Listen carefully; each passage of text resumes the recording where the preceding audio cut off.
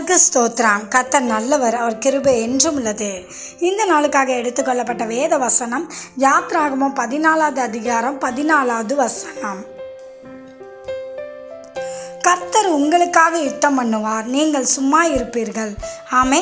இதை பார்த்து கொண்டிருக்கிற பிரியமான சகோதர சகோதரிகளே, கர்த்தர் நமக்காக வழக்காடுகிற ஒரு தேவனாக இருக்கிறார். ஒருவேளை இன்றைக்கு நீங்கள் உங்களுக்கு விரோதமாக யாராவது மனிதர்கள் எழும்பி இருக்கிறார்களா, அல்லது ஏதோ ஒரு பிரச்சனைகள் போராட்டத்தை நிமித்தம் நீங்கள் கலங்கி கொண்டு இருக்கிறீர்களா?